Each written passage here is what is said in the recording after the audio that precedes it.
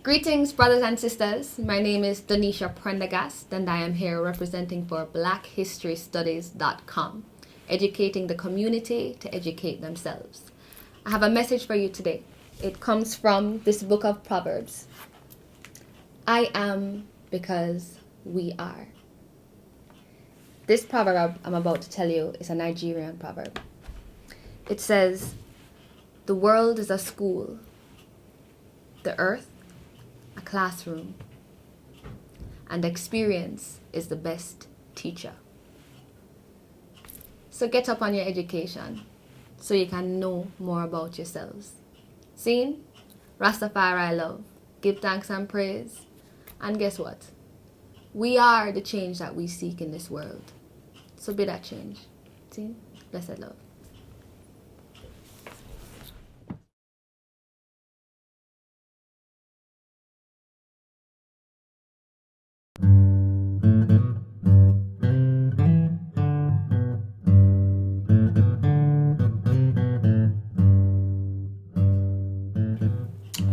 Greetings, my name is Mark Simpson. I'm from Black History Studies. Black History Studies' mission statement is educating the community to educate themselves.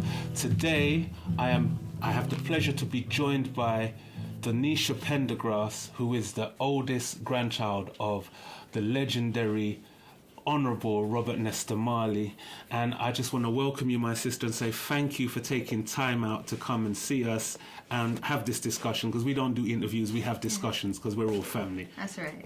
Nice to meet you, my sister. Nice to meet you too, my brother. Give thanks for having me. Okay, Yes. Brilliant. My first real question to you is, I know of you because I've been following you for a good while, but there is a lot of people out there that don't know of you. So just to give a brief introduction, who is Donisha Prendergast? Who is Donisha Prendergast? Donisha is a dreamer. I like to dream. I'm a visionary, so I introduce myself to people. I sing, I dance, I act, I write, I manifest whatever is to be manifested in this time through my different arts. Greater than that, I am a revolutionary in thought and in creation, and I'm a young person on a spiritual mission, spiritual journey, trying to figure out my place in this world, you know? Okay. Yeah. It's good. So let me go right back to the beginning. I'm gonna take you back a bit, but I know this is important to you. In 2003, you was in a serious car crash, and from seeing your interviews, you said that when you came out of this, it changed you as a person. In what way did it change you? Well, 2003, I had just turned 18, and I had just started really acting and getting popular. So I'm on billboards in Jamaica, I'm in the newspaper, I'm on the radio, I'm on stage acting six nights out of the week, you know. Young, energetic, just got my first car, red, big rims, big sound system, just, you know. And after I had the car accident, while I was unconscious, I dreamt about my great-grandfather, who is my grandmother's father, who had passed away on that day.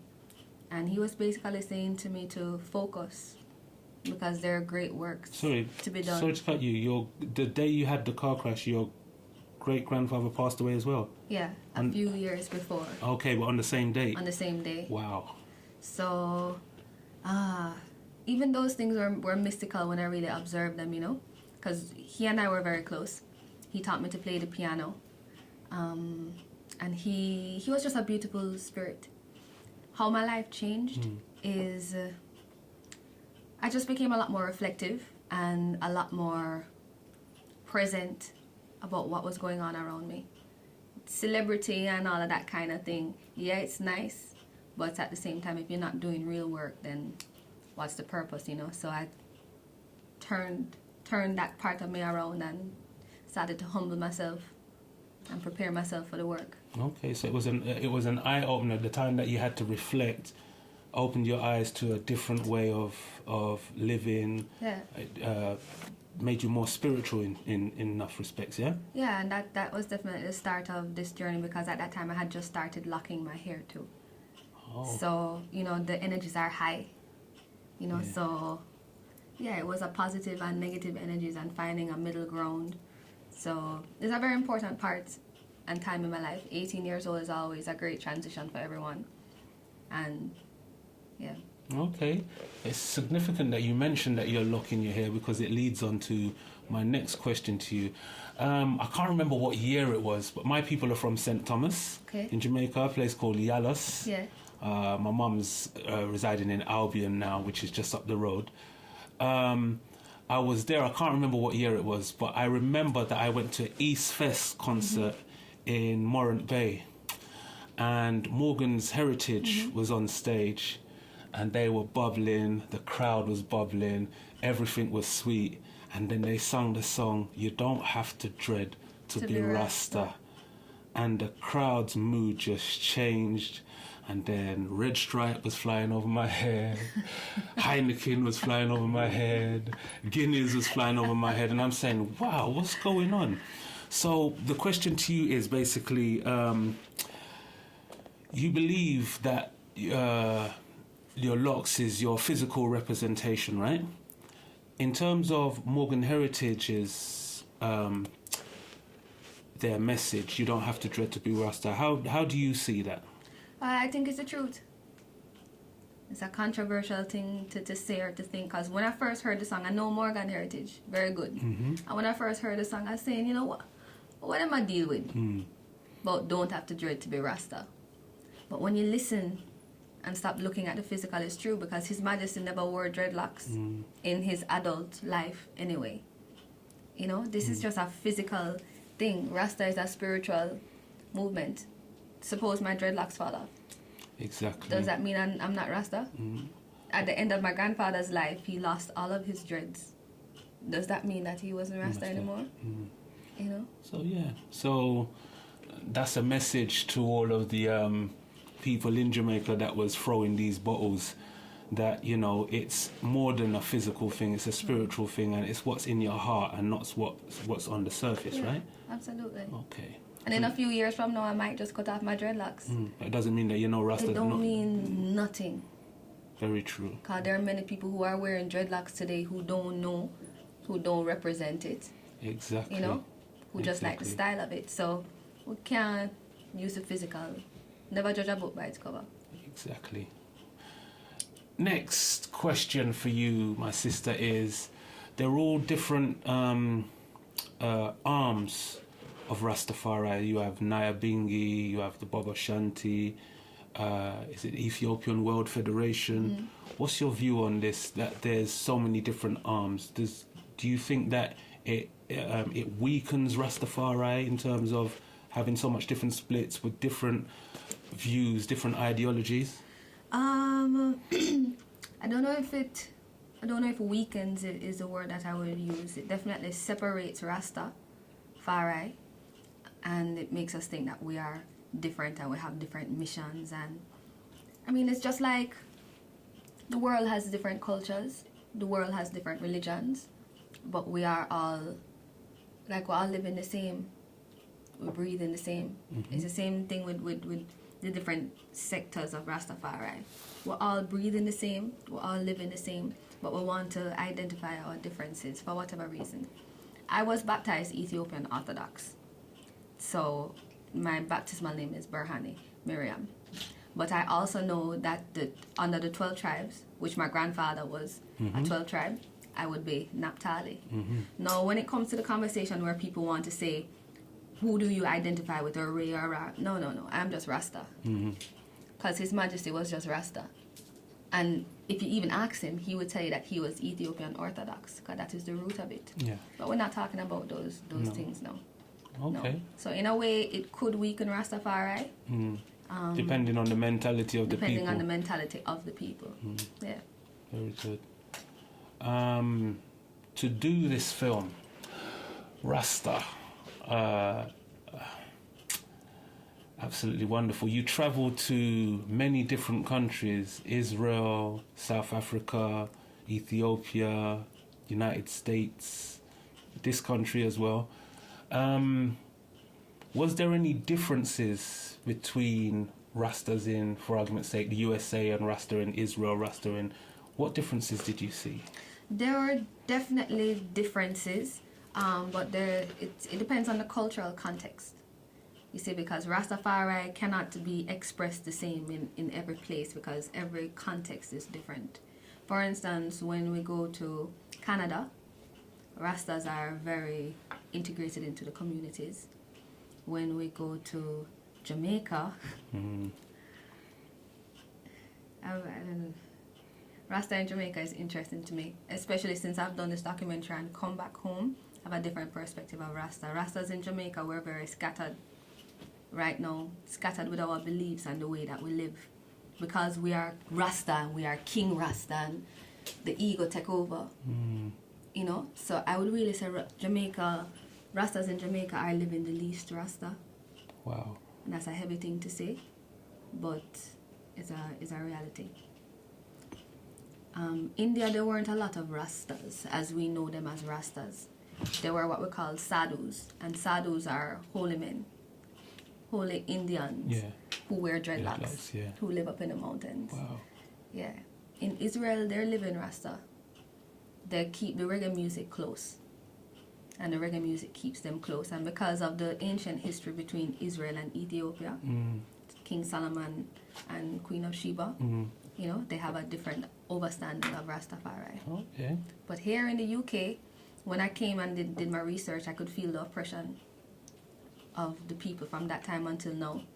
Because I remembered that a lot of the families, the West Indian families who are here now, came here in like the 50s and the 60s during the mass exodus. And since that time, it has been an uphill battle. So Rasta has never really been able to hold a big voice in the UK from what I see. And it's just an outsider's perspective. I've been to Ethiopia before, never got to spend a lot of time. This time when I went, I was able to spend a little more time in Shashamane. And I come to realize that all of these ideas that we have of Shashamane are romantic ideas because the place need work. It's not just a haven for Rasta. No, when you go over there, there's still buildings to be built and farms to be, you know, harvested and all this kind of thing. So that was very surprising for me too. Wow. But Israel, I think everywhere was surprising. Israel, because you don't expect Rasta to have any kind of place in Israel. It just seemed like a far out thought. But reggae music is so... I heard the most reggae music while I was in Israel. Wow. More than Jamaica. And that is truth.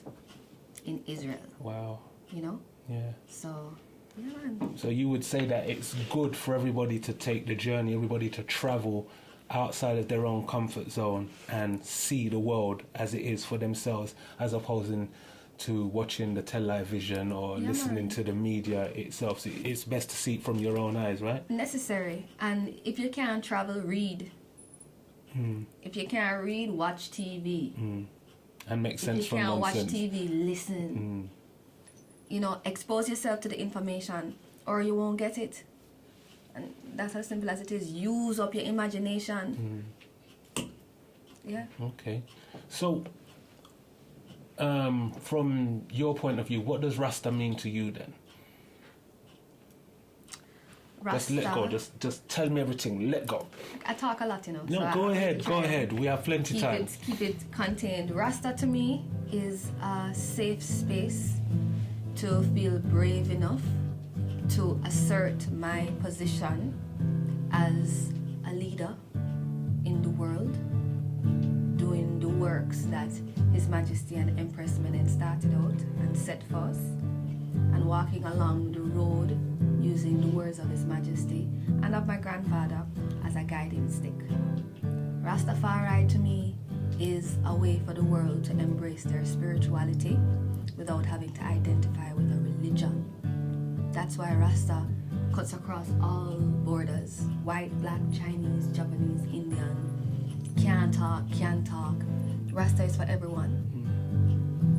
Rasta to me is life and an appreciation of everything around me. I am Rasta. Rasta is me. That's wonderful. Yeah, you've kind of answered my next question, basically, because some people say that Rasta is not a religion, it's more of a liberty, it's a way of life. What's your view?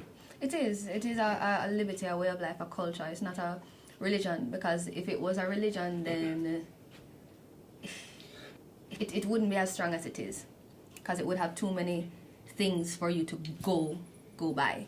You couldn't be free to explore your spirit, because everybody's spirit is individual, you know. But at the same time, we are all bits and pieces of the same whole. And Rastafari gives us the space to know that. Rastafari also gives us the space to identify with traditions and a natural way of life, and for it to be okay. Because if you compare natural liberty to how fast the world is moving now, they're going to tell you that you're backward for living natural. But Rastafari is our root, is who we are. So it's okay. You know, some people don't want to do good because then you won't be cool. Yeah. Rastafari makes it okay for you to do good and be cool. Yeah? Yeah, that's beautiful. That's absolutely wonderful. So, you've did your groundwork, your field work, you've done your research, you've travelled right across the world basically to do this. Thank you very much for that, because it would have taken me a lot of time to do it. It's something that I want to do as well, but you've laid the foundation. The question would be next then is there a book or a feature-length film coming out? What next for you, Donisha? Well, first I must acknowledge that I wasn't the only one on the journey. The journey wasn't even initiated by me. I was invited to be a part of it. The inspiration came to Patricia Scarlett, who is the executive producer of the documentary. She's a Jamaican woman, grew up in Canada. The director, his name is Stuart Samuels, who I hope you'll get to speak to in a little while. Definitely. And also Marilyn Gray, who is a co-producer, executive co-producer, I guess. They did a lot of the groundwork to get things where they are now. Now the team is expanding to Miss Kylene Robinson and Miss Ashley Hutchinson. But for me, what is next? Books, definitely, because I'm a writer. As you can see, I have all of these books around me. More films, definitely. More films on Rastafari, yeah, hopefully. But at the same time, one thing that this documentary has shown me is that Rastafari is so much greater than the limits that people try to put on it. And it encourages you to think greater, in the sense that we are all people. We are all human beings. We are all elements of nature. Doesn't matter what you believe at the end of the day. And if we can learn to grow and appreciate each other as people, human beings and elements of nature, then religion and these things don't matter. And I guess it's from this journey that has enabled me to see this, because first we do the research, then we travel and we tell people, and people's reaction to it just is great, whether they're a Rasta or not. So yeah, everything, whatever is left to do, whatever Jah want to manifest, however it comes, it comes. Okay, so you're following your inner spirits, leading you to, okay, that's brilliant. I'm looking forward to that book.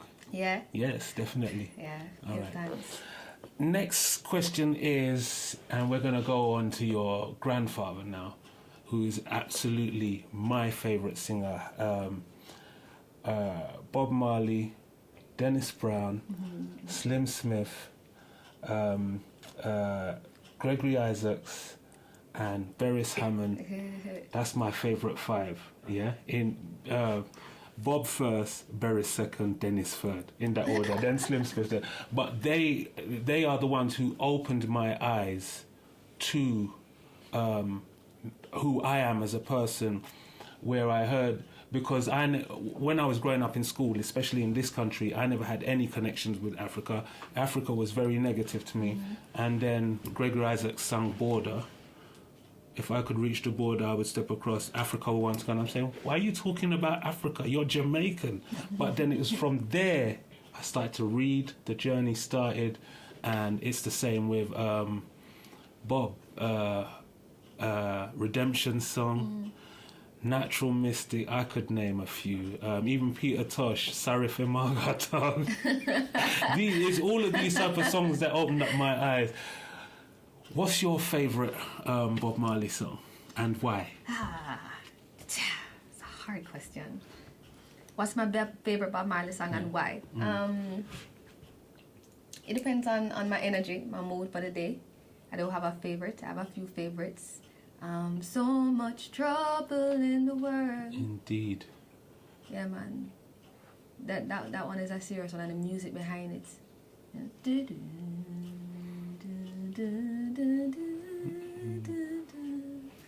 Africa Unite. Yes.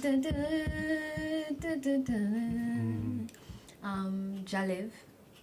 Cause Jaliv is like a prayer, you know. Jaliv, children. Yeah, wicked tune. And I have a little story with Jaliv too. When we were here in the UK, actually, we were interviewing Darkus Howe. And if you know Darkus is quite an interesting character. And he said to me, he asked me, you know, did you know your grandfather? And I didn't know him. I didn't meet him. I was born in 84 and he died in 81. And, you know, he said, do you miss him? And no one had ever asked me that question before. So I had never thought about it. And I missed him a lot. And I guess the recognition of that just made me start to cry.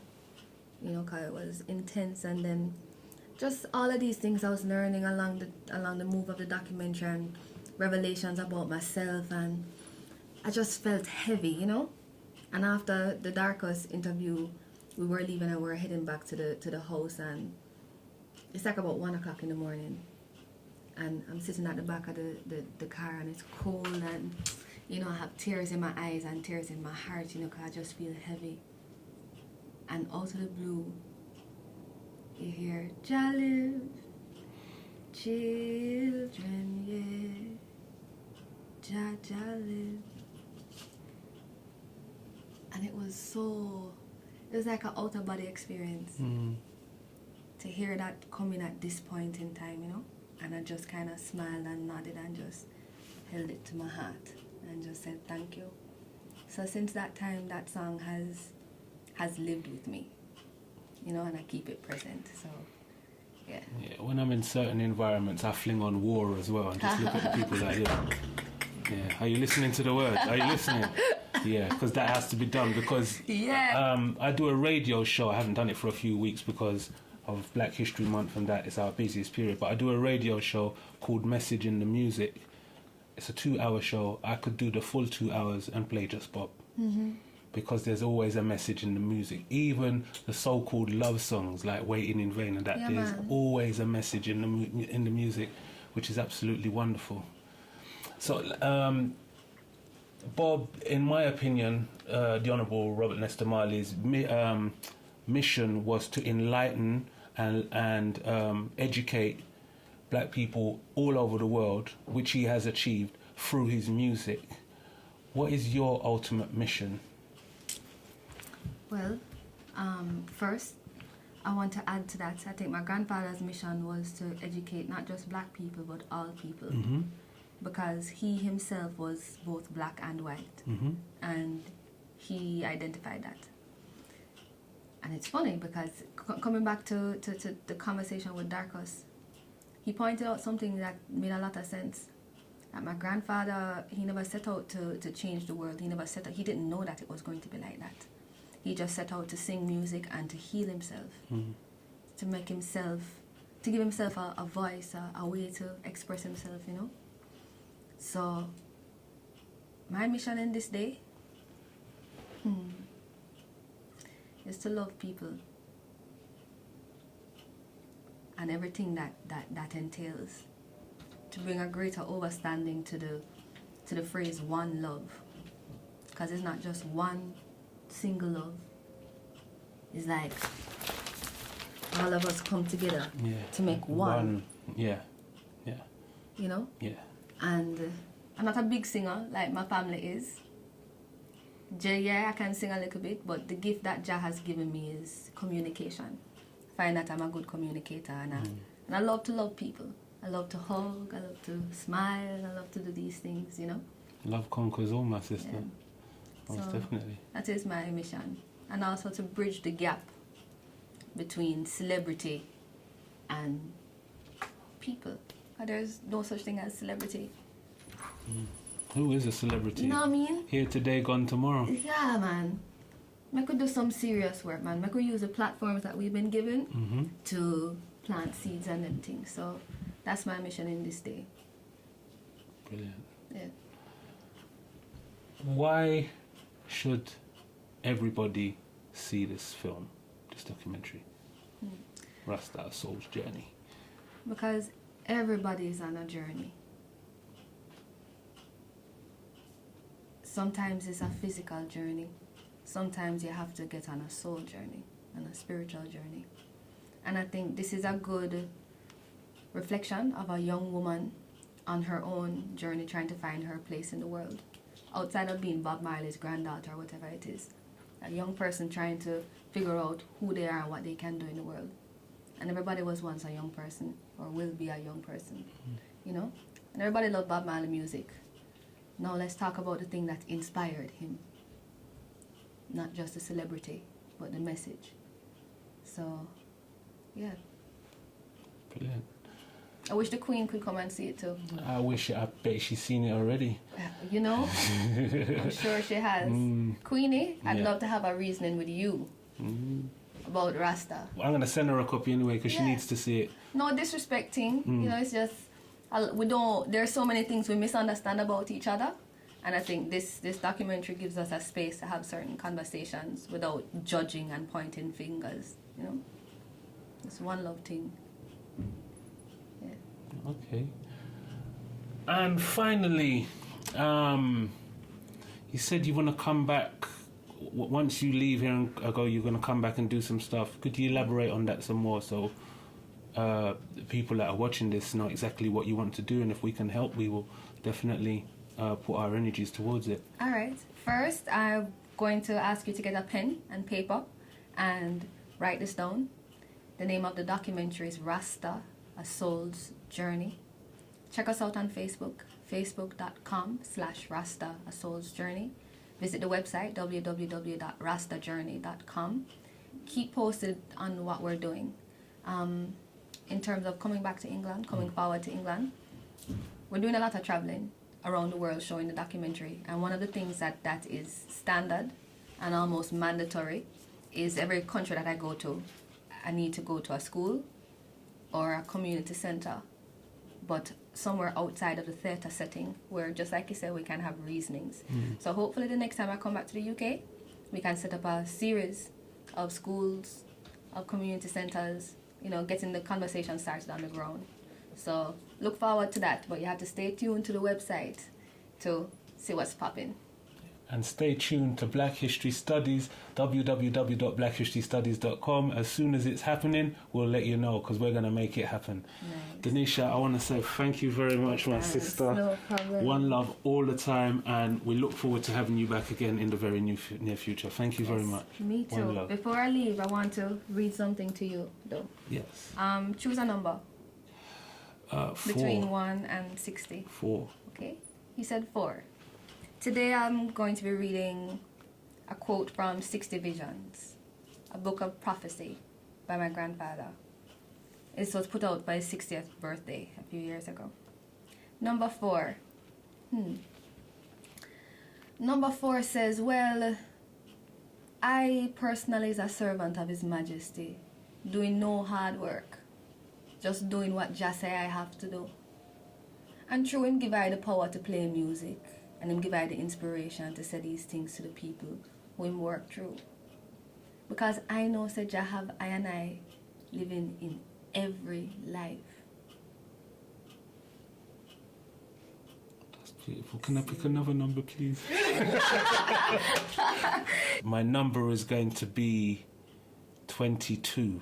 Okay, 22. Okay, this reading comes from 56 Thoughts from 56 Hope Road. This book is the sayings and psalms of Bob Marley. And 22 reads, me not of the world, you know? Me live in the world, but I am not of the world. Absolutely fantastic. I remember that saying. I saw Brother Bob actually say that in one of his interviews. Yeah, I can't remember who the interview was with, but yeah, very inspirational. Thank you again, my sister. You're Thank you welcome very again. much, and we'll speak to you guys soon. Thank you. One love. See One you love. soon. See you.